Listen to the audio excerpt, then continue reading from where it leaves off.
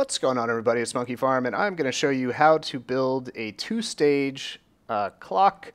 And what I mean by that is that the input of the clock, where the redstone is powered, will be a certain time length, and the time length that the light or power is off will be a different time length.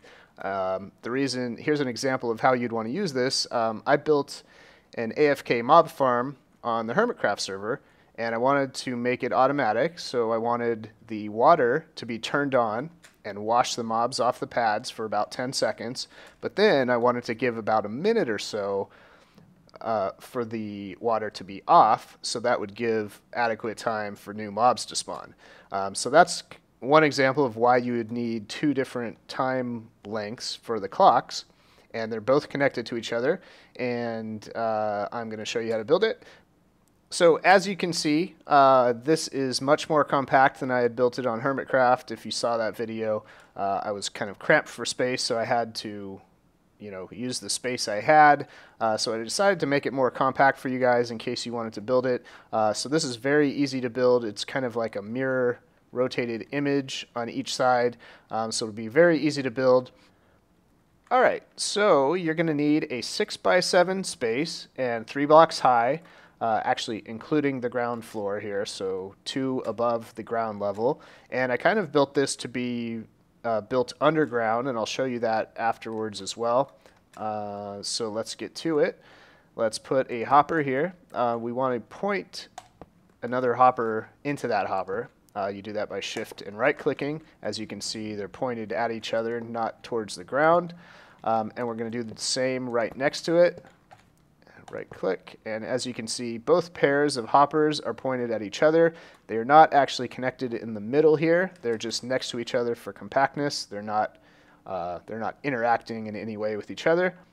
Alright, so I divided the floor into white and green so that you can see, the difference on each clock. They're basically kind of mirror images of each other, just pointed the opposite direction.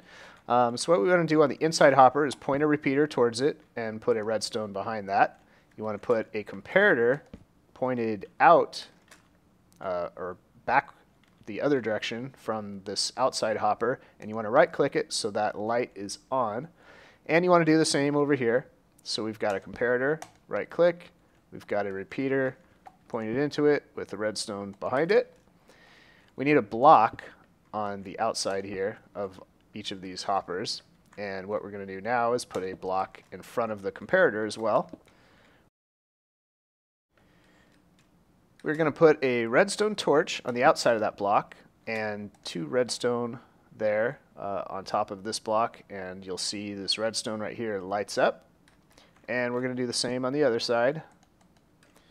Okay, so these clocks are actually both built now, but what we need to do is connect them to each other. So we're going to have a signal coming out of this hopper right here using a comparator. You don't have to right click it or anything. And then a repeater and a block in front of it. We're actually going to do the same thing on the other side. So comparator, repeater, and a block. We are going to, actually, let me show you something. We're going to change this to yellow wool. This is our output block. So this is where the redstone signal that you're using to power a piston or whatever, you're going to use the signal coming out of this block. So I'll put a redstone lamp on top of that just so we can see when it's actually turned on or off. And to connect these two, we just need some more redstone over here. So 1, 2, 3. And on this side, what we're going to need is a redstone torch, and then a redstone on top of that, and then a redstone here.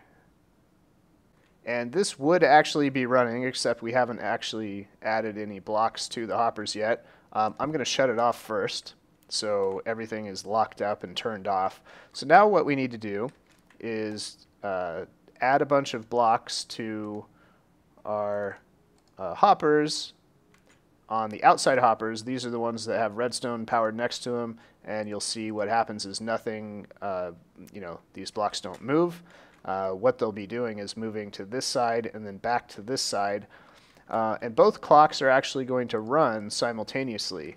The reason I was able to kind of slim down the size of this build was on the Hermitcraft server, the one I built, I had to build a quick pulse at the end of this clock that would then send a signal to this clock to begin.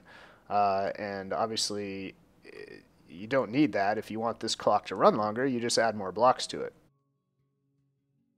Okay, so we are ready to run this thing. And let's flip the switch. So as you can see, this lit up. It's going to be lit up for a couple more seconds. It'll shut off. And this clock is going to continue running. As you can see, the blocks move from this hopper to that hopper. Now they're moving back to the other one. Now, when this hopper is empty, we're going to get a new signal over to this clock to begin again, and you'll see the light turn on. Okay, so it's lit, and it's going to keep repeating as long as you leave it powered, or as long as you leave the power off of this lever. So I'm going to shut it off, so it's going to stop running. The other thing I wanted to show you guys is this was actually kind of built to be underground in a nice little compact space. So I'm going to put a little floor here. This is our new floor. This is ground level.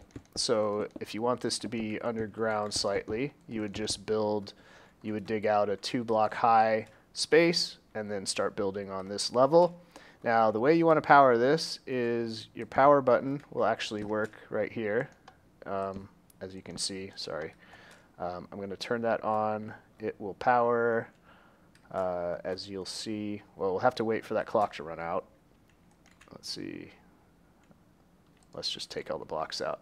Okay, so the power, there's no more power. As you can see, it is still lit, so nothing is running. Let me add these blocks back here. And if I flip the switch off again, it'll let it start running. So that's how that's powered. And then if you wanted to get your redstone power up from this block, basically what you could do is just put some redstone torches there. Depending on whether you want it to be powered on or off, you would use a redstone torch, or you could use redstone. So now it's not powered. That's up to you whether you want, which way you want it to work. But that is it. So it's nice and compact, much more compact than the one I built on Hermitcraft, of course. Alright, that is the tutorial. I hope you guys liked it. Make sure you're subscribed to my channel if you want to see more videos. Check out my Twitter as well in case you follow new videos on Twitter instead. That is it for now. I hope you guys liked it. Thumb up the video if you did, and we will see you later.